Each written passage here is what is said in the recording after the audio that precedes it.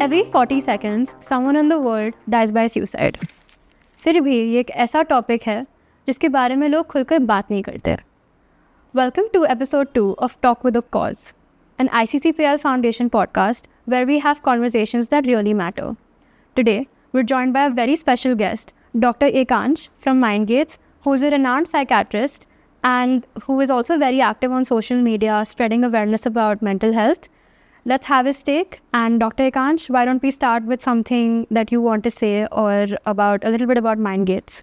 MindGates for me एक ऐसा platform है जो मैंने I guess I had thought about it when I was in MBBS. तो I had thought कि I would make a platform या फिर I will do something for the people because mental health is a thing जो हर जगह available नहीं है. Villages हो गए या फिर districts हो गए, there is no mental health available there. So social media but phone, internet हर जगह है आजकल. So I wanted a platform, I wanted something that could reach people.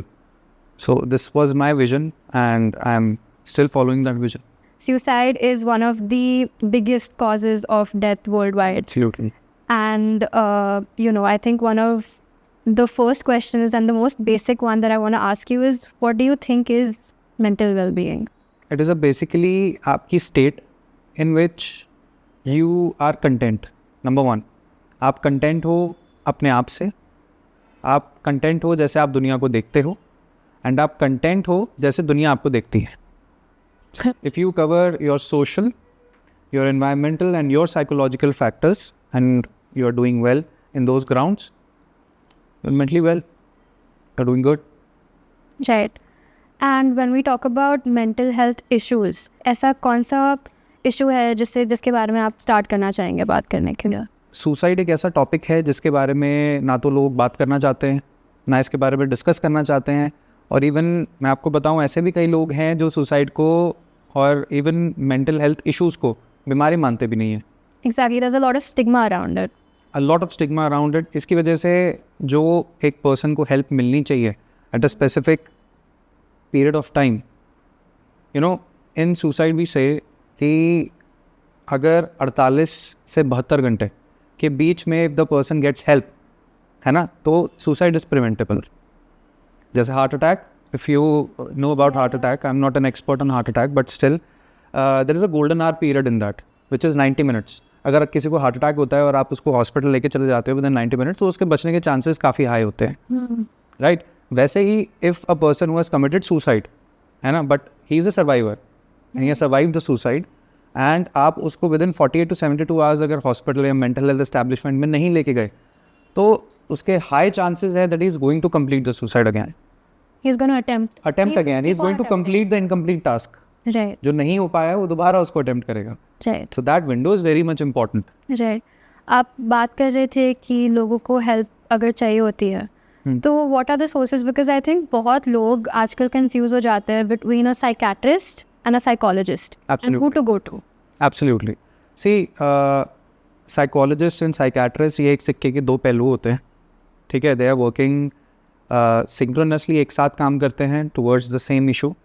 But psychologists are more towards the behavioral part of the illness. They are more towards how the behavior affects the person, how you can train them, change their cognitions, and in turn उनके जो maladaptive चीज़ें हैं उनको हम किस तरीके से change कर सकें, their behaviors, their patterns, उसको break कर सकें. Whereas psychiatrist is a doctor, is a medical professional, and वो his job is to diagnose the case, उसके manage करना, and obviously drugs are involved, medications are involved with the psychiatrist. Only psychiatrist is a person who can prescribe medication. Right. Psychologist नहीं कर सकता. Right. तो एक common व्यक्ति, they're going through a rough patch, या फिर उन्हें कुछ kind of डिफ़िकल्टी हो रही है, मे बी वो परफॉर्म नहीं कर पा रहे हैं उनके करियर में, स्टडीज़ में, या फिर बस डिस्ट्रेस में हैं, या फिर दे सॉर्ट ऑफ थिंक कि okay I want to seek help now because I think it's really affecting my mental health, या फिर मैं बहुत ज़्यादा सैड रहता हूँ.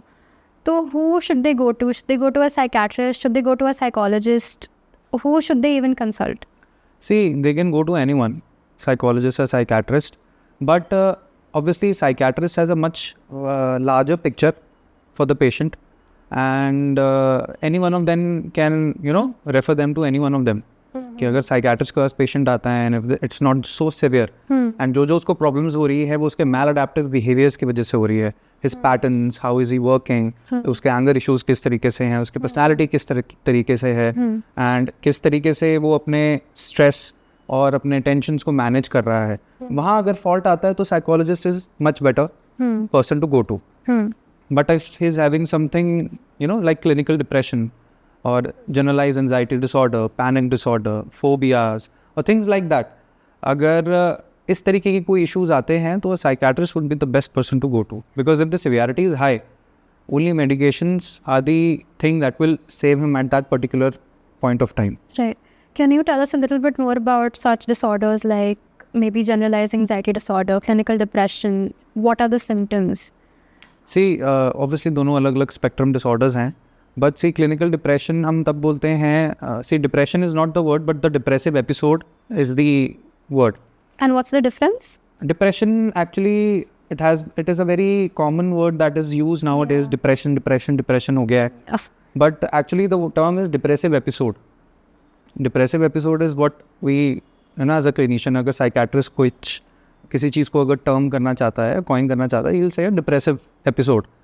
तो see, if you are persistently and pervasively having low mood and you have negative thoughts in your head 24/7 and the things that were previously pleasurable to you अब वो नहीं है, आपको अपने पुरानी चीज़ों में जिनमें मज़ा आता था बिल्कुल मज़ा नहीं आता है, आप अपने फैमिली से कट चुके हो and you have suicidal ideation, suicidal thoughts आ रहे हैं आपके दिमाग में, आपकी एपेटाइट ख़राब हो चुकी है, not able to sleep, your sleep is disturb and it is going on for 14 days straight minimum. We can label you, we can clinically give you this diagnosis. If again, then severity matters. Right. There is mild, there is moderate, there is severe, Right. तो severity matters. आपने mention किया apatite के बारे में. How much does a good I guess lifestyle which includes good food, good sleep, good social circle, how much do these factors contribute to your mental health? Like can they improve it, can they prevent it? कुछ हद तक इस चीज़ को prevent भी कर सकते हैं and improve भी कर सकते हैं. सी अगर हम बात करते हैं हमारे गट के बारे में, तो हमारे गट में specifically in our intestines there are certain cells जो सेरोटोनिन प्रोड्यूस करते हैं and serotonin is the main neurotransmitter जो हमारे मूड के लिए, Right. हमारे सेटिस्फैक्शन के लिए ना, हैप्पी हार्मोन जिसको आजकल सब बड़े कॉमन टर्म में हैप्पी हार्मोन बोलते हैं, सो वो रिलीज़ करता है हमारा गट. 80% Right. 80% हमारे गट से रिलीज़ होता है. सो दैट मीन्स कि अगर हमारा गट ख़राब है तो कहीं ना कहीं हमारे मूड में, हमारी एनजाइटी में, हमारे इन द डिप्रेसिव इलनेस कहीं ना कहीं उस चीज़ को ऐड ज़रूर करेगा. बट अगर हम ये चीज़ कहें कि अगर हमारी ये सारी की सारी चीज़ें ठीक हैं, हमारा पेट भी ठीक है, हमारा intestines are fine, we are doing good, we are eating well, और हमें डिप्रेशन नहीं होगा, that is not a certain thing. ऐसा नहीं होता, बिकॉज वो भी एक बीमारी है, इलनेस है. Like any other illness it can happen to anyone. Right. बहुत सारे ऐसे लोग हैं इनफैक्ट जो एक बहुत ही हेल्दी लाइफस्टाइल फॉलो कर रहे हैं बट वो फिर भी डिप्रेस्ड है बिकॉज इसके बहुत सारे पहलू हैं. फॉर एग्जांपल एक हो गया रिलेशनशिप स्ट्रेस जो बहुत ही बड़ा फैक्टर है. I think another could be pressure from family, emotional trauma जो आप how you are raised. So can we address these issues one by one? बिल्कुल. तो पहले किसके बारे में आप बात करना चाहोगे? मैं वहाँ से शुरू करता हूँ. Let's talk about childhood. How does एकदम शुरू से start करते हैं childhood से? So see, childhood experiences obviously it matters a lot because आप एक जो छोटा बच्चा होता है, जो बच्चा होता है वो हर चीज़, हर एक आदमी के एक्सप्रेशंस को पढ़ने में एक्सपर्ट होता है. एक छोटा सा जो बच्चा होता है वो जेनेटिकली या फिर एवोल्यूशनरी आप समझ लीजिए, वो बच्चा एक ऐसे फेज़ में है जो वो एक्सप्लोर कर रहा है, वो नई नई इस दुनिया में आया है and he is exploring things. अब आप उसको जिस चीज़ से एक्सपोज करोगे वो वही चीज़ सीखेगा. Definitely. Shame, disgust and what is right, what is wrong, it is not developed जब बच्चा पैदा होता है तभी से ही. तो morality is not developed when you are just born. It takes over 3, 4, 5 years के एज के बाद आपके अंदर ये चीज़ डेवलप होती है कि क्या सही है और क्या गलत, और ये हमारे परिवार या फिर हमारे फैमिली, हमारे एनवायरनमेंट से आता है। फॉर्मेटिव ईयर्स जिसको कहते हैं। बिल्कुल, फॉर्मेटिव ईयर्स जिसे हम कहते हैं। एंड यहीं पर ही अगर फैमिली में डिसजॉइंट हो, डिसफंक्शन हो, मम्मी पापा बच्चे के सामने लड़ रहे हैं, है ना, एंड अब आजकल ये भी बड़ा मैंने चलन देख रहा हूँ, मतलब एक ट्रेंड मैं फॉलो करते हुए देख रहा हूँ कि मम्मी पापा दोनों वर्किंग हैं, living in a nuclear family, and what they do is the easiest thing. अगर बच्चा रो रहा है, ऑब्वियसली ही वांट समथिंग, वो तो भूखा है, वो तो स्टिमुलस के लिए भूखा है। आप उसको, जैसे पुराने ज़माने में you know there were many toys जो उसको एक स्टिमुलेंट की तरह काम करता था, and he was very much engaged in that. अब simplest thing to do which is very much available is that mobile phone, screen. आप वो उसको पकड़ाओ बच्चे को, and he is things in that. There are so many things on the internet, even I don't know, maybe I don't think so कि किसी को पता भी हो सकता है कि इंटरनेट पे क्या क्या चीज़ें अवेलेबल हैं। एंड छोटा सा बच्चा जब वो स्क्रीन पे देखता है, वो सारी की सारी चीज़ें उसके सामने आती हैं, तो somewhere it imprints in his mind definitely. And कहीं ना कहीं वो एक ह्यूमन कनेक्शन जो होता है वो उस चीज़ से कट जाता है, एंड वो एक नॉन एनिमेट ऑब्जेक्ट की तरफ अपना एक कनेक्शन बिठाना शुरू करता है। तो तभी हम देखते हैं एडिक्शन डिसऑर्डर्स आ गए हैं। अब internet addiction is very much common, and हमारा अगर बच्चे के, आपने कई सारी वीडियोज़ या कई सारे अपने फैमिलीज़ में भी देखा होगा, अगर बच्चे के पास से फ़ोन ले लिया आपने, he throws tantrums. It's as if it's a drug addiction. It's just it's a screen. Yes, it is. And that is, you know, this is something that I think is not only prevalent, मतलब अभी के time पे, I think जो AI generate हो गया है, right? So I think in the more advanced generation like Gen Z, there are people that are relying on ChatGPT as their therapist.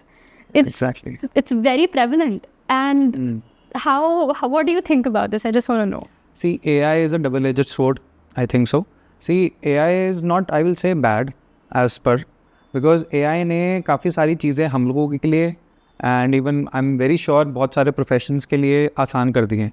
You know, the people जिनको ये नहीं पता होता था उन्हें exactly करना क्या चाहिए, क्या नहीं करना चाहिए, वो clueless होते थे, you know, before the pre-internet era, you know, तो लोगों को नहीं पता होता था हमें क्या करना चाहिए, कहाँ जाना चाहिए, किससे मिलना चाहिए। तो AI somewhat helps them to exactly know, to guide them what is going on, what they should be doing.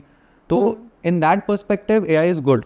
You know, वो हमारे आँख, कान और नाक बन सकते हैं, बट अगर आप एक AI को अपने थेरेपिस्ट या साइकियाट्रिस्ट से रिप्लेस कर दो तो वहाँ प्रॉब्लम आनी शुरू होती है। बिकॉज ऑब्वियसली एक AI, it is a coding something, it takes everything from the internet. It's a software. It is not exactly a substitution. Definitely. It is an augmentation, of course. आप उसको add कर सकते हो अपनी चीज़ों में, and it may help you, you know, in crisis intervention. It can help you. It can help you when you require, you know, first aid treatment. If you require something, you know, अभी जल्द से जल्द आपको एक इलाज चाहिए, एक चीज़ चाहिए जिसके लिए for a while you can, you know, manage yourself. वहाँ वो आपकी help कर सकता है. But when you apply AI for your validation, कि हाँ भाई अगर मैं दुखी हूँ तो क्या मेरा दुख होना ठीक है, am I suffering from depression and things like that. And अभी मैं कुछ टाइम पहले ही एक वीडियो एंड मीम देख रहा था कि where you know, a girl breaks up from his boyfriend just because AI understands her more. Yeah, exactly. Better than than her boyfriend. Right. And आप पहले human connection के बारे में बात कर रहे थे, right? So I think it's because of the absence of human connection, we're trying to find validation from anywhere. And that could mean AI. Because वो दे रहा है वो आपको validation. Exactly. Because human connection have bittersweet moments. Yeah. And AI only has sweet moments. It will give you what you want. हाँ, it will exactly give you what you want. You know, जो पुरानी movies हम पहले देख के हंसा करते थे, you know, a person is totally engaged and अपने दुनिया में एक AI और उसके दुनिया में घुस चुका है. There are many movies like Her, if you have watched Her, and many उसकी जैसी कई सारी movies हैं जिसमें your partner, your everything, that thing becomes everything in your life. Yeah. Because a person who is readily available for you 24 hours and you are trying to replace the human contact from that thing, so obviously it is going to have consequences. So first I'll ask you, social media का क्या impact है आपके well-being पे, और secondly cyberbullying के बारे में अगर आप कुछ बता सकें. ये आपने दो बड़े अच्छे टॉपिक्स को टच किया है. साइबर बुलिंग पे मैं थोड़ी देर में आऊँगा, बट मैं आपको पहले सोशल मीडिया के बारे में बताता हूँ जो मेरा टेक है. See, social media is a very beautiful platform, no doubt, कि वो बहुत लोगों को बहुत सारी अपॉर्चुनिटीज़ दी हैं उसने, एंड बहुत सारे लोगों को रोज़गार भी देती है सोशल मीडिया. बहुत सारे लोग उस चीज़ से कमा रहे हैं जो एक अपने काफ़ी रिमोट एरियाज़ में हैं, but they are still earning from that. तो it is a good thing. But ये चीज़ कहाँ ख़राब हो जाती है, जहाँ पे everybody is trying to prove a point on social media that वो अपना ओपिनियन रखते हैं एंड उसको इस तरीके से रखते हैं कि वो फैक्ट है. एंड वो फैक्ट इज़ नॉट ज़रूरी कि it matches with you, and sometimes it influences you in a very wrong way. और वो चीज़ सही नहीं होती कि अगर आप कोई ऐसा इन्फ्लुएंस दिखा रहे हो जो चीज़ मे बी फैक्चुअल नहीं है. जैसे फॉर एग्जांपल पुराने ज़माने में शक्तिमान आता था, तो शक्तिमान से लोग इतना इन्फ्लुएंस हो गए थे, बच्चे छोटे छोटे, कि वो कूदने लग गए, अपने घरों के छतों से कूदने लग गए. There were so many incidences at that time कि शक्तिमान उनको आके बचाएगा. तो क्या था, वो एक इन्फ्लुएंस है जो उनको उस टाइम की मीडिया से मिल रहा था. राइट. सो अब वो सोशल मीडिया जो हर जगह हर एक इंसान के हाथ में अवेलेबल है, और छोटी सी मिस इन्फॉर्मेशन भी कितना बड़ा इम्पैक्ट प्ले कर सकती है किसी की लाइफ में, Definitely. वो अनइमेजिनेबल. मतलब उसकी कोई बाउंड्रीज ही नहीं है. और मुझे लगता है ये विद टाइम और बढ़ेंगी, प्रॉब्लम्स और ज़्यादा बढ़ेंगी. इट इज़ जस्ट दी अभी हम सिर्फ प्रेसिपिस पे हैं, शुरुआत पे हैं. अब पता नहीं आगे जाके क्या क्या चीज़ें होंगी. यहीं से ही शुरू होता है हमारा साइबर बुलिंग. राइट. मैं आपको अपना एक केस डिस्कस करना चाहूँगा. एक केस मैं आपके सामने डिस्कस करता हूँ. एक 17-year-old फीमेल वो वॉज इन 11th, तो मतलब 12th क्लास में वो जाने लग रही थी. And she was somewhat not accepted by the society because of her facial hair. So what happened is she had a lot of facial hair, a little mustache, a little beard, which would not fit the how the society looks towards a girl. The societal standards, you could say. Societal standards. वो हर जगह अपने school में, अपने relatives उसके, and if she used to go to tuition, वहाँ पे वो बुली करी जाती थी, उसको छेड़ा जाता था बहुत ज़्यादा. And moreover उसको अपने व्हाट्सएप ग्रुप्स पे, अपने इंस्टाग्राम चैट्स पे भी बुली किया जाता था. पीपल यूज्ड टू ट्रोल हर, उसका मीम्स बना के क्लास में सर्कुलेट करना. एंड देन ट्रोलिंग तो चाहे वो जूनियर हो उसके या फिर उस लड़की के सीनियर्स हो. सो आप ये नहीं समझ सकते कि दैट गर्ल, उसको क्या क्या चीज़ों से फेस करना पड़ रहा था. And what she used to do, वो अपना रेजर मारती थी मुंह पे, एंड उसकी वजह से कई सारे उसको रैशेस प्रॉब्लम्स होनी शुरू हुई, which again created another problem in her head. She probably was suffering from PCOD. तो उसके parents had no idea, because all she used to do was go to the social media and try to find a validation over there. और उसको वो चीज़ मिलती नहीं थी. तो एक that kind of a prison, she created a prison around her. And उसकी वजह से शी कमिटेड सुसाइड. फॉर्चुनेटली उसके पेरेंट्स को पता लगा एंड वो अबॉर्ट हो गया suicide. She was brought to us, and हमारे सोशल वर्कर्स ने उसका they started their therapy, then psychologist were there, and then we were there with our drugs, and somewhat we created that hope that therapy was begun. Her cognitions were change somewhat we try to inculcate कि भाई she should stand up on her own feet, and she should also share your stuff with your family members, because के parents को बिल्कुल idea नहीं था. तो somewhat over the period of year or so, 1-1.5 साल लग गया उस लड़की को अपना self worth समझने के लिए, अपनी value society में समझने के लिए, because she was very very very great in her academics. So she pursued that, she followed her dreams, and now currently I think she's doing a very good course in a very good college. Right. तो यहाँ आता है cyber bullying का element. Right. Cyber bullying इतनी ज़्यादा बढ़ गई है कि उसकी कोई लिमिट ही नहीं है. बिकॉज आई थिंक लोग सोशल मीडिया जो एक एक सेल्फ एक्सप्रेशन का प्लेटफॉर्म है, उससे एक मीडियम बना रहे हैं टू रियली कुछ भी बुलशिट लिखने का. Right. To a point that actually they don't understand the impact that it would have for someone behind the screen. Exactly. Somebody who you're actually writing to. Bullying एक सबसे बड़ा cause है आपके adult life में psychiatric disorders होने के लिए. अगर if you've been bullied in your younger age, तो आपके बड़े होके आपके confidence में, आपके anxieties में, social phobias और बहुत तरीके की spectrum of psychiatric disorders होने के chances होते हैं. And bullying with time इतनी ज़्यादा बढ़ चुकी है because of the availability of this social platforms कि उस चीज़ को रोकना और उस चीज़ को बदलना बड़ा मुश्किल हो चुका है. So this is what social media का darker side I was talking about, कि social media is good for some people but it has become so much daunting, so much excruciating for some people कि they commit suicide. Right, and I think another part of it that we'll come to later, but right now I want to talk about the fact that, since you've dealt with so many patients firsthand, I want to understand, how does a negative thought turn into a suicidal thought? Like, what are the phases towards it? How does that happen? And then later when you were speaking, you mentioned cognitive abilities. मैंने उनकी थोड़ी change करी. तो how exactly is this possible? If you could simplify it a little so that we could understand कि इसका इलाज होता exactly कैसे है. See, इलाज इसका बड़ा simple है. You visit to a psychiatrist, you get yourself treated, you will have medications, psychotherapy, each and everything. Simple as that. इसका कोई दूसरा alternative नहीं है. Suicide is a psychiatric emergency. जैसे हार्ट अटैक एक एमरजेंसी है मेडिकल, एक सीजर एक मेडिकल एमरजेंसी है, एक स्ट्रोक होना मेडिकल एमरजेंसी है, वैसे ही suicide is a psychiatric emergency. आपको मेंटल हेल्थ एस्टैब्लिशमेंट में साइकेट्रिस्ट के पास या हॉस्पिटल जाना ही जाना है. Right. इसका कोई और दूसरा ऑल्टरनेटिव नहीं है. सुसाइड एक दिन का थॉट नहीं होता.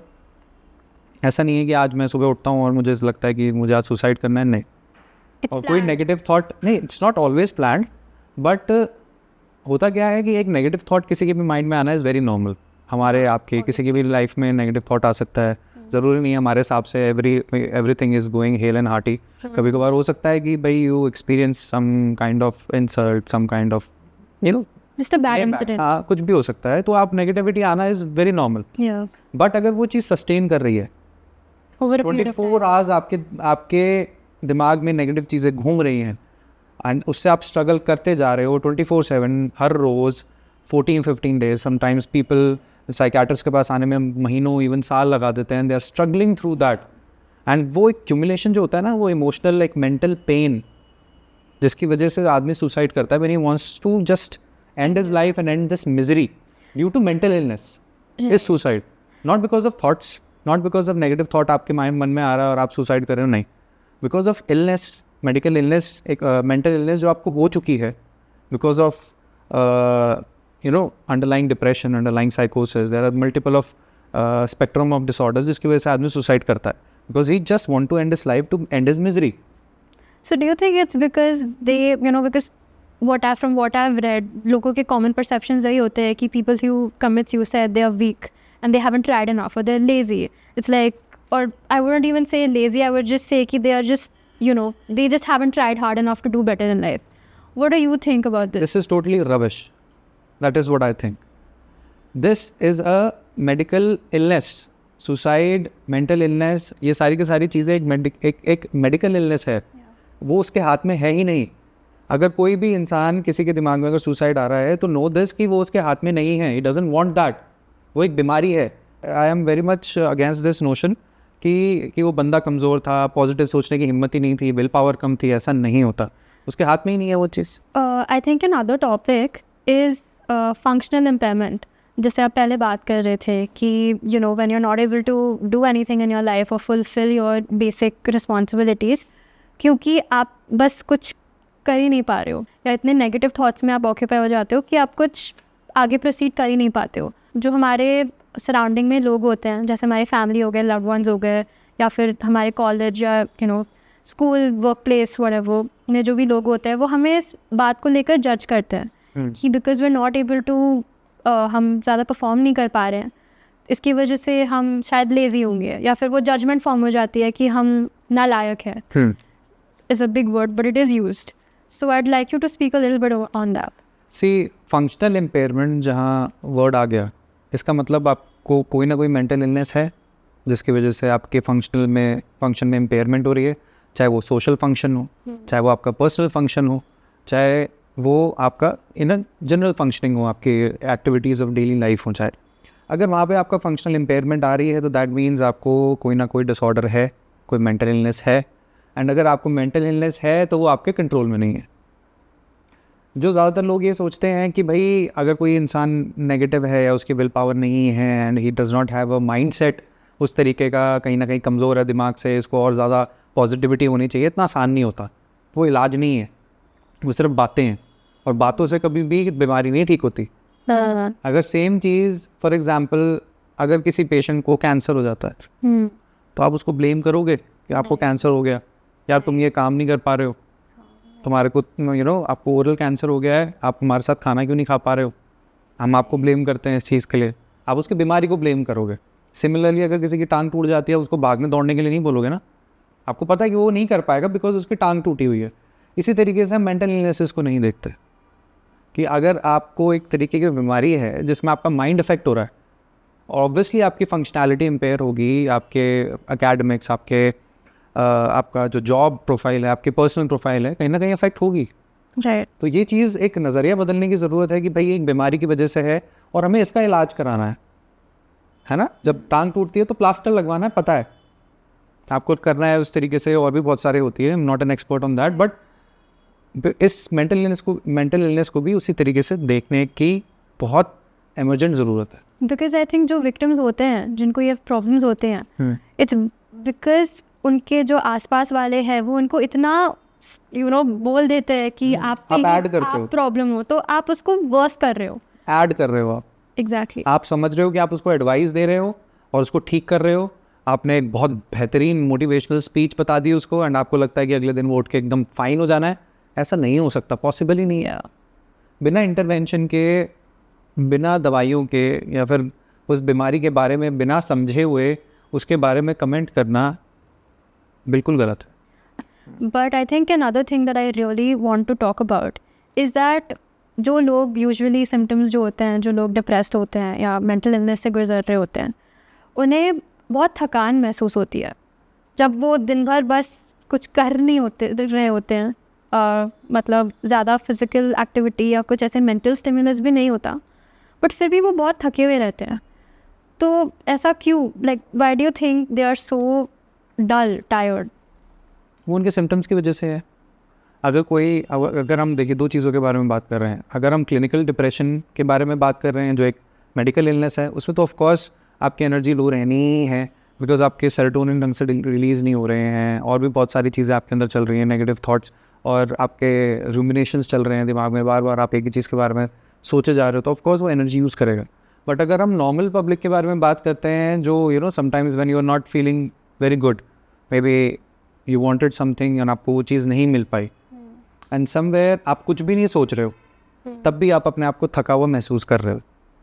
इसका एक बड़ा प्यारा रीज़न सिगमंड फ्रॉइड है हमारे, जो हमारे फादर ऑफ साइकेट्री जिन्हें कहा जाता है। उन्होंने अपने पेशेंट्स में उन्होंने एक थ्योरी दी इस चीज़ के लिए कि every person in this world, जो भी आदमी है, वो अपने ड्राइव्स के हिसाब से काम करता है। This is a driving force. एक इंस्टिंक्चुअल लेवल पे हर एक आदमी को भूख लगती है, उसे खाना खाना है, राइट? अगर आप थ्रेट में हो तो यू विल फील अग्रेसिव और आप भागोगे, है ना?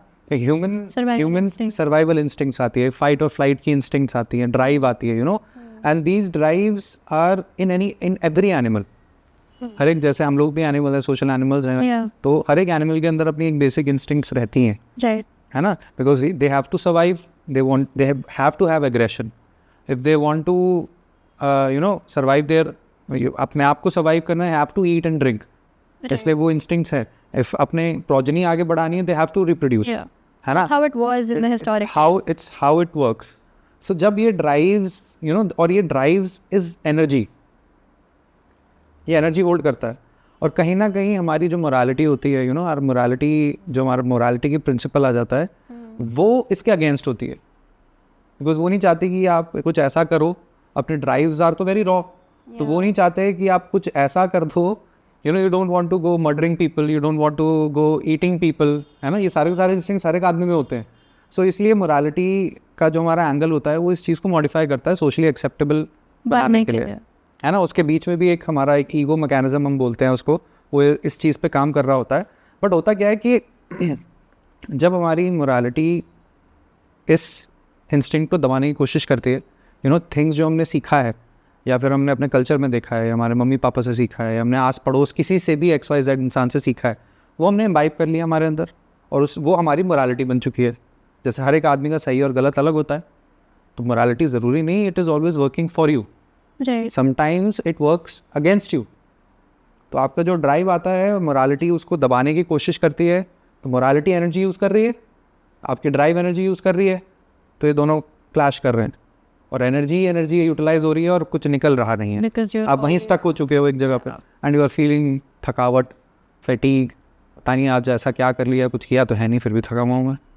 तो समथिंग समवेयर सम स्ट्रगल सम कॉन्फ्लिक्ट, जहाँ कॉन्फ्लिक्ट आएगी आपके माइंड में, आपके अंदर कॉन्फ्लिक्ट शुरू हुई, एनर्जी यूटिलाइजेशन शुरू हो चुकी है।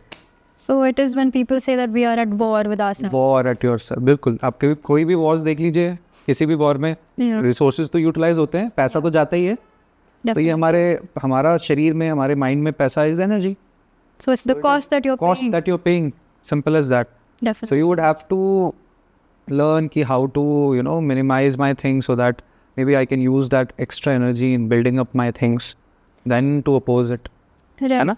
So when you were talking about this learned behavior, कि मतलब how do I minimize this? I want to know how can a person currently who is suffering, how can they help themselves? Because we do understand, and I think our generation is pretty self-aware, right? Like हम बहुत thanks to social media, जहाँ पे hundreds of चीज़ें हैं इसके बारे में बात करते हुए, हम बहुत ही ज़्यादा aware हैं इस बारे में कि हम struggle कर रहे हैं, और ये expectation भी लोगों से रखना कि वो हमें समझे, ये एक बहुत ही बड़ी चीज़ हो जाती है, बिकॉज हम सबसे शायद ये चीज़ एक्सपेक्ट ना कर पाए। कहीं कहीं आपको एक प्रोफेशनल फ्रंट रखना होता है। तो how can you help yourself in some ways? See, if you want to help yourself, first understand yourself. समझिए आपको exactly आपको चाहिए क्या, क्या क्या चीज़ें हैं जो आपको परेशान करती हैं। यहाँ आता है mindfulness. Mindfulness is when you are aware of your emotions, when you are aware of your thoughts. People practice that, people do that, and sometimes when you are aware of the problem, then you know how to solve it. 60-70% of the time you know. आपको exactly पता ही नहीं होता कि आप feel क्या कर रहे हो, exactly आपको चाहिए क्या, and it is very tough. आसान नहीं है, बोलने में बड़ा आसान लगता है, but sometimes to realize what exactly is what I want, because sometimes what you want can not be very socially acceptable. Exactly. है ना, कि if you want something that is you shouldn't be wanting, है ना, that creates a conflict in your mind. अब आप यहाँ बैठे हैं, लेक्चर में बैठे हैं, एंड आप देखते हैं अपने टीचर को समोसा खाते हुए, and you want that samosa, and you not going to snatch it and eat it ना। Yeah. सो समटाइम्स ये तो बहुत छोटी चीज़ है, बट ऐसी बहुत बड़े लेवल्स पे कॉन्फ्लिक्ट्स रहते हैं। I think that's why people are not even able to get help, because जब वो जाते हैं, जो चीज़ वो बताना चाहते हैं वो शायद वो ठीक से बता ही नहीं पाते, बिकॉज उनके मन में ही वो it's like क्या ये socially acceptable है। Exactly That people pleasing therapy helps there. जहाँ आपने बताया, जो आपने बोला, वहाँ थेरेपी का रोल आता है, to be more self aware.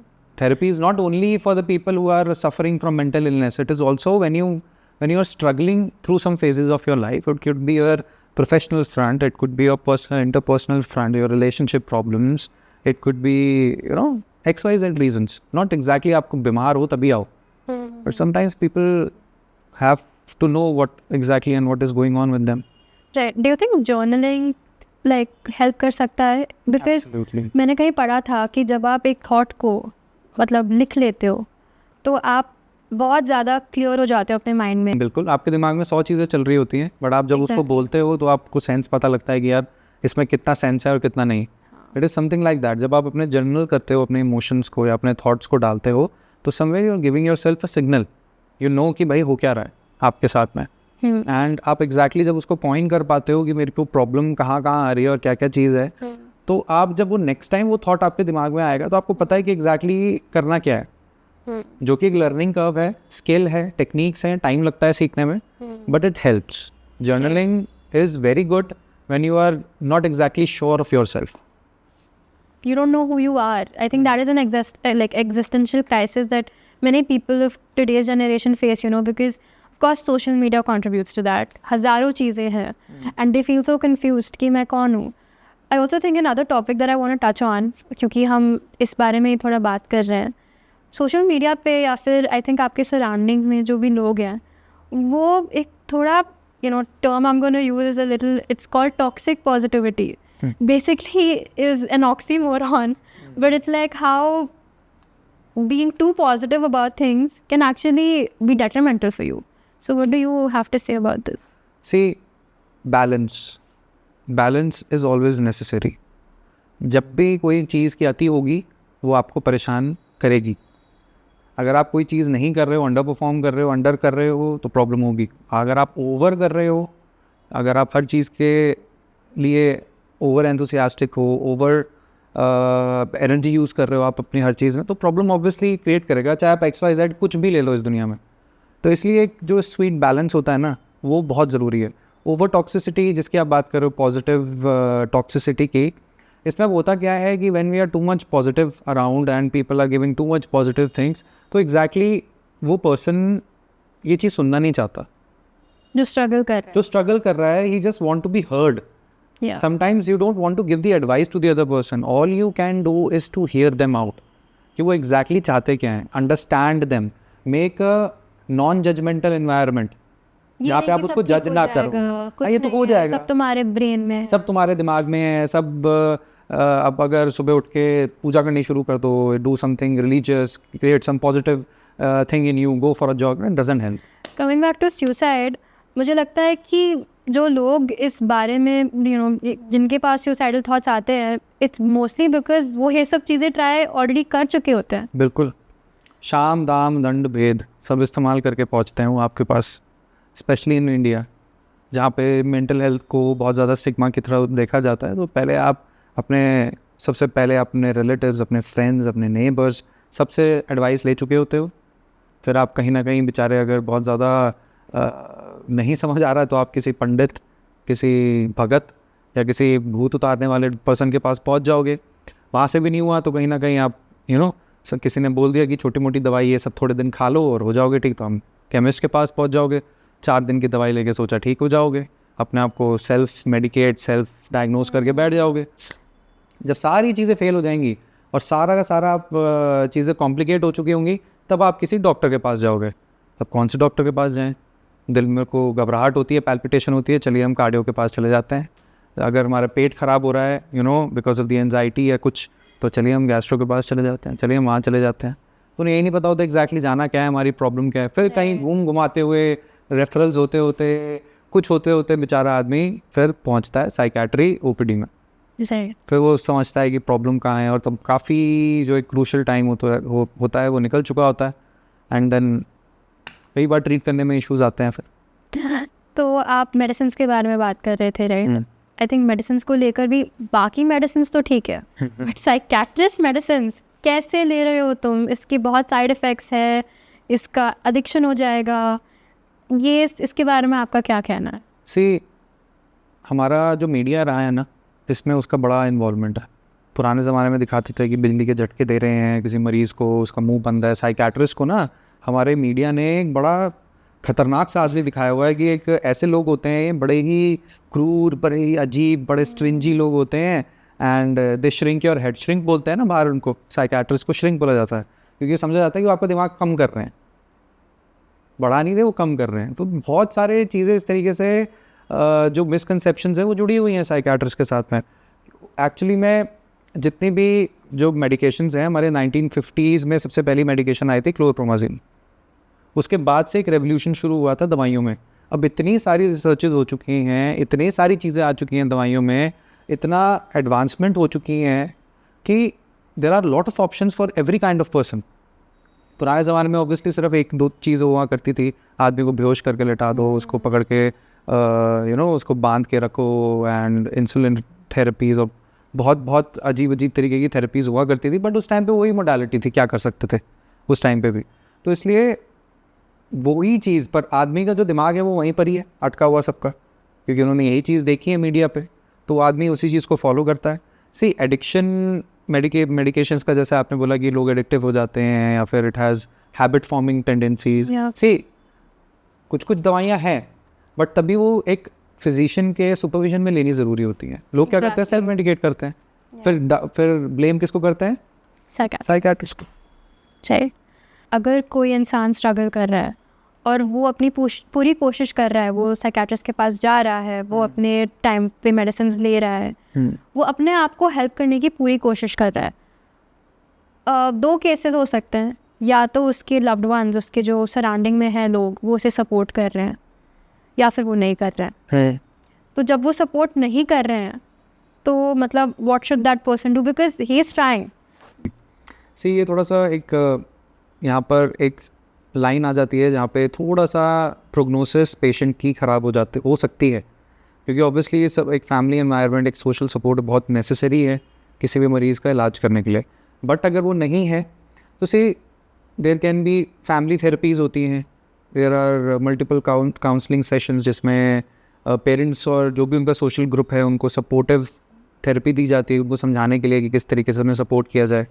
Then secondly there are self help groups हैं, एंड देयर आर जैसे for alcoholics, for people who are struggling from same similar kind of problems, उनके लिए एक सिमिलर ग्रुप्स रहते हैं जहाँ पे वो सपोर्ट सीक आउट करते हैं। एंड एक्चुअली सपोर्ट का सबसे बड़ा जो मीनिंग होता है वो उस इंसान को ये समझाने के लिए होता है कि he is not alone. There are many people who are struggling with the same problem, and उन लोगों के एक्सपीरियंसेस कई बार जो लोग उस चीज़ से गुजर के मे बी उनसे थोड़ा सा आगे हैं या फिर उनके साथ में हैं या ऑन द सेम चैप्टर, तो वो एक सपोर्ट ग्रुप बन जाता है उसका। जो लोग फैमिली से सपोर्ट नहीं सीख कर पाते, they usually enroll into a self-help groups, and probably family therapy is also one of the options. Then मोटा यही है कि every man is for himself. अगर वो अपनी मदद करना चाहता है तो he has to take the charge for his own health, mental health, जो भी। एंड इस टॉपिक पर हम थोड़े एडिक्शंस के बारे में भी बात कर सकते हैं, जैसे अल्कोहलिज्म हो गया, and I think drug addictions हो गया। Another important thing is social media addiction, जो अभी बहुत आई थिंक तेज़ी से बढ़ रहा है, right? It is very synonymous to alcohol addiction और drug addiction, I think, because I have seen videos जहाँ पे एक बच्चे के हाथ से फ़ोन छीना जा रहा है और वो तांडव मचा रहा है, मतलब it is sort of like a withdrawal symptom. बिल्कुल। सी व्हाट हैपेंस इज़ कि कोई भी टाइप ऑफ एडिक्शन हो, चाहे वो आप कोकेन का हो, चाहे वो कैनबिस का हो, चाहे अल्कोहल का हो, चाहे इंटरनेट का हो, वो हमारे ब्रेन में सिमिलरली एक्ट करता है। कोई भी चीज़ जो आपको अच्छी लगती है, आपको बेटर फील कराती है, प्लेजर महसूस कराती है, वो आपके माइंड में, आपके ब्रेन में डोपामीन रिलीज़ करती है।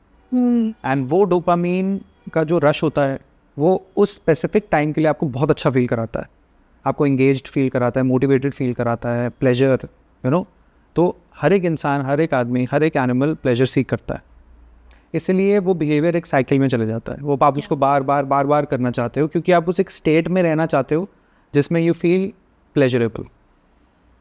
तो इसलिए स्क्रीन पे जब आप देख रहे हो एक सेंस ऑफ फुलफिलमेंट होती है, आपका वो स्पेसिफिक डोपामीन के छोटे डोजेज निकल रहे हैं, and at that particular moment of time आप घबराहट में हो, आपको नहीं समझ आ रहा, boredom, nothing exciting going on in your life, even for a minute और टू, आप अपना फ़ोन निकालोगे, स्क्रोलिंग शुरू कर दोगे।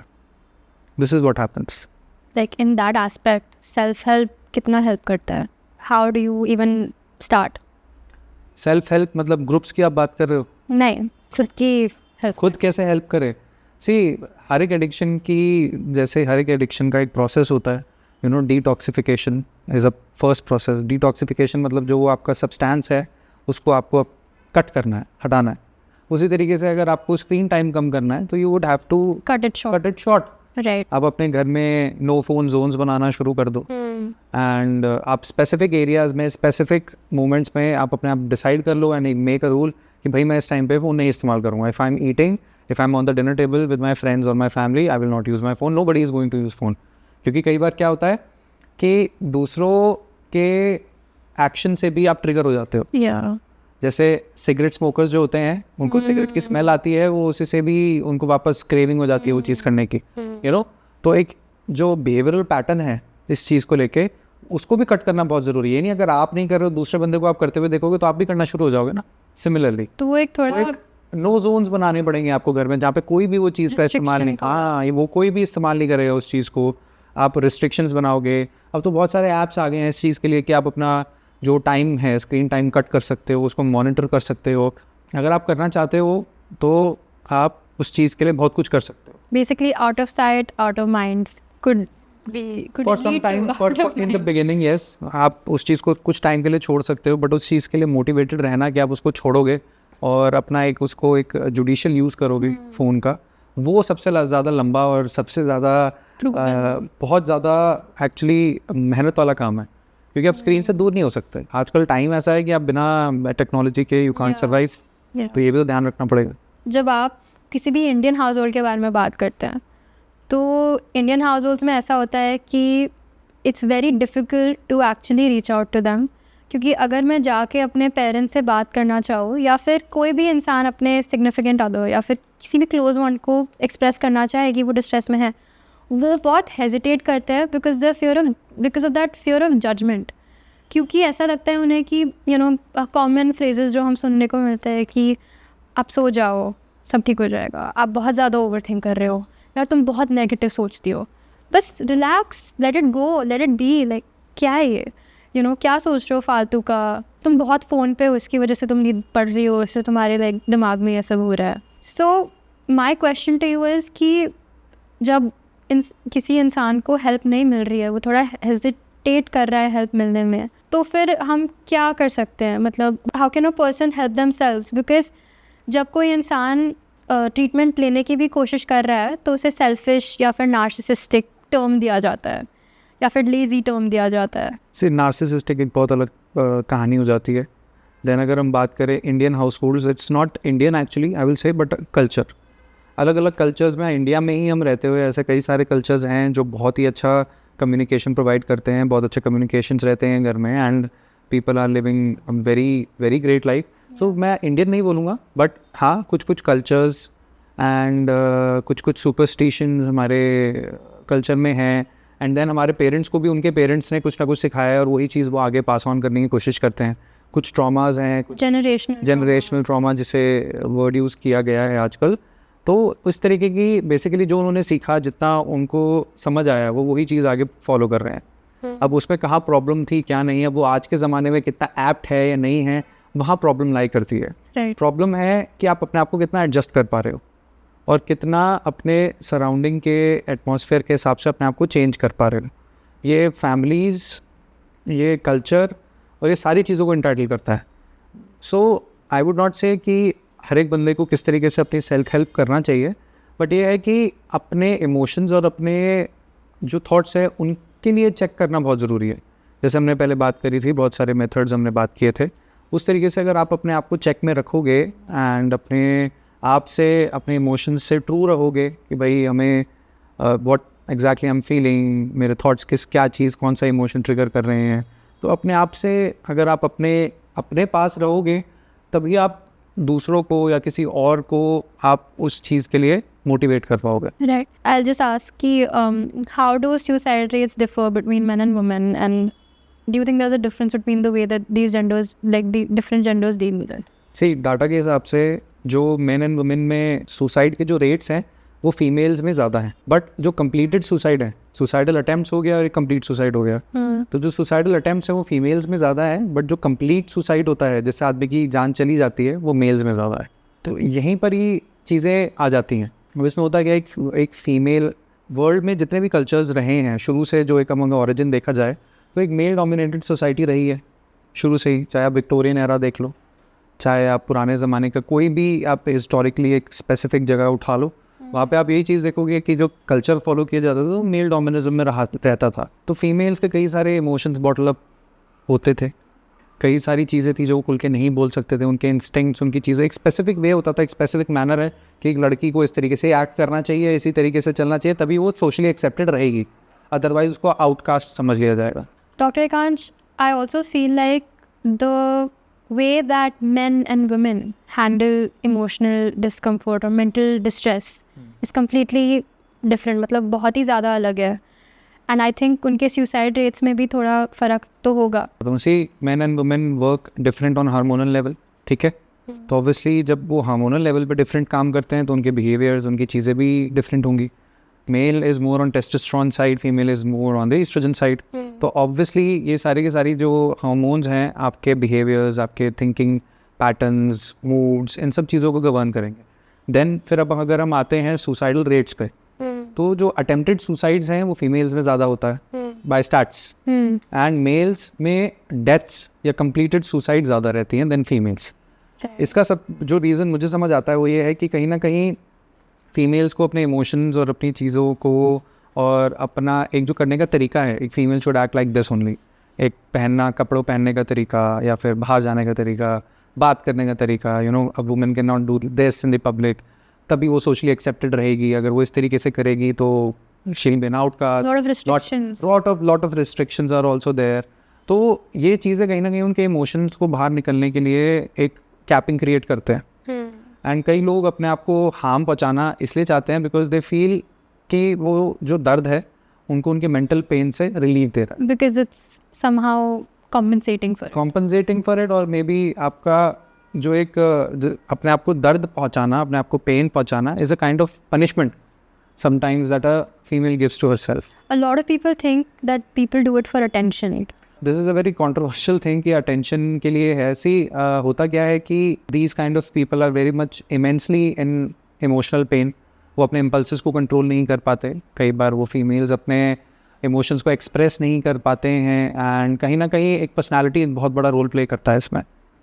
तो कई लोगों में पर्सनालिटी डिसऑर्डर्स भी होते हैं, पर्सनालिटी की डेवलपमेंट अच्छे से नहीं होती, उसमें ये मैल अडेप्टिव स्ट्रैटेजी है जो वो इंसान यूज़ करता है अपने स्ट्रेस को कम करने के लिए। Right.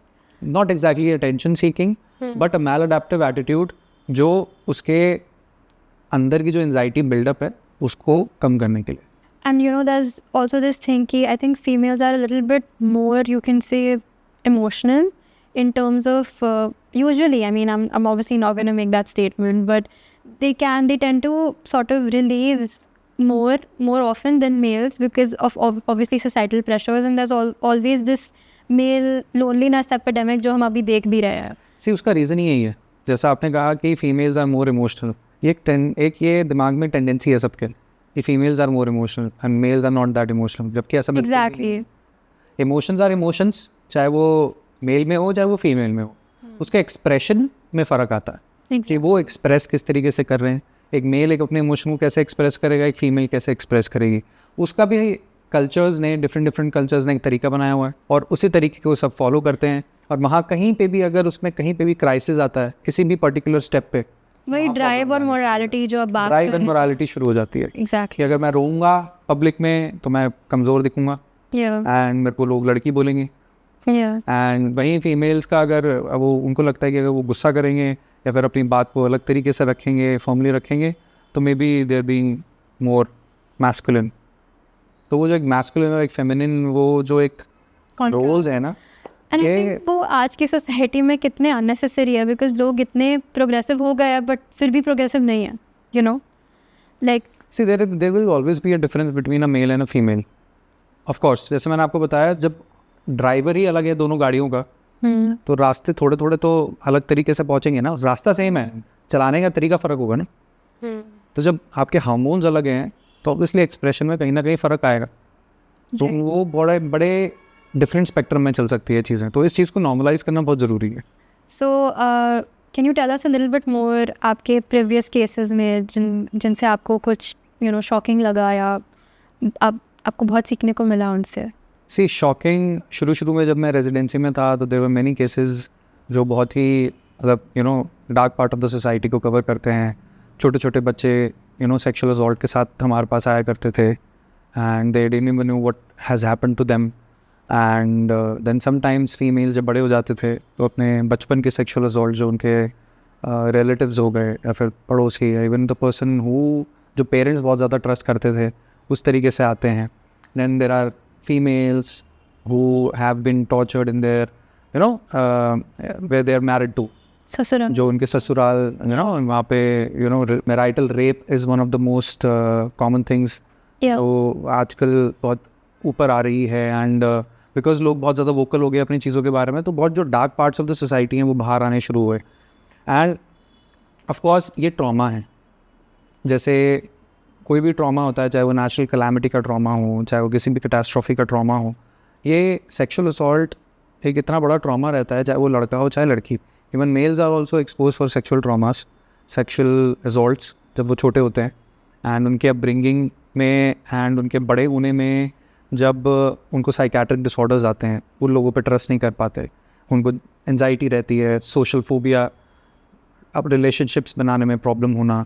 तो ये कहीं ना कहीं हमारे जो ट्रॉमाज रहते हैं बचपन में. और sexual assault is one of the major issues जो पेशेंट्स स्पेसिफिकली जो एक एक बड़े ही नॉन प्रोग्रेसिव में नहीं बोलूँगा, बट एक एक्सटेंडेड जॉइंट फैमिलीज़ एंड अलग अलग कल्चर्स के अलग अलग मान्यताएं रहती हैं, and things goes on like that. Of course. तो उन लोगों को हेल्प करना बहुत मुश्किल हो जाता है, because obviously we can not change the fact. All we can do is accept the situation and move forward. I think it's so difficult sometimes because the cases are just so severe that they don't see a life for themselves after that. I mean, I think another big part of this is also acid attack victims, right? For them also it's like उनकी पूरी identity crisis. आप क्या मतलब, ये तो एक ऐसी चीज़ है जो it is something like that कि अगर किसी ने आपको गन शॉट मार दिया, किसी ने आपको स्टैब कर दिया, एंड ये बिल्कुल उसी तरीके से किसी ने आप पे एसिड अटैक कर दिया, तो आपका एक पूरा का पूरा जो आपका पर्सोना होता है, पूरा की पूरी आपकी जो एक लाइफ होती है वो ड्रास्टिकली चेंज होती है. तो ऑब्वियसली आप बिल्कुल प्रोन हो कि कोई ना कोई साइकेट्रिक डिसऑर्डर होने के. साइकोसिस में भी इवन पीपल एंड करते हैं. Suicide is one of them. Obviously जब एक बहुत आपके देखिए, आपका डिफेंस यहाँ काम कर रहे हैं, जब तक आपके पास जो ट्रॉमा है वो इसके नीचे हैं, आप उसको मैनेज कर रहे हो. एकदम से एक ऐसा शूटिंग ट्रॉमा आता है जो इस चीज़ को फाड़ता हुआ चले जाता है, तो ऑब्वियसली उसके बाद जो कॉन्सिक्वेंसेस होते हैं वो क्राइसिस का पार्ट होती है. तो उसमें फिर हमें क्राइसिस मैनेजमेंट करनी पड़ती है.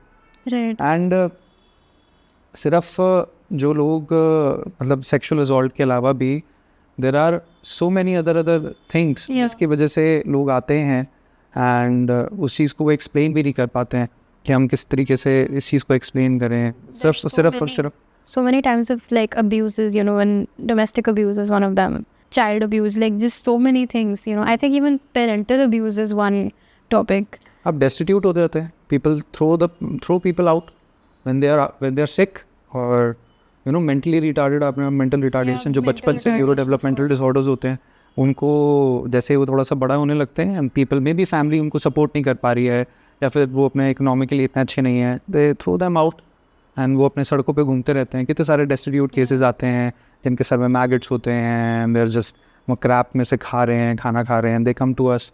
उनको ट्रीट करना सबसे बड़ा चैलेंज हो जाता है because there is no social support. उनकी रिहेबिलिटेशन किस तरीके से आप करोगे, कहाँ डालोगे उनको, किस NGOs के थ्रू आप कांटेक्ट करके उनको आप रखोगे. जैसे प्रीवियस इंस्टीट्यूट में मैंने काम किया था, वहाँ पे इस तरीके के केसेस हमें बहुत सारी चीज़ें देखने को मिली और सीखने को मिला कि किस तरीके से एक कम्युनिटी साइकेट्री का रोल कितना बड़ा है.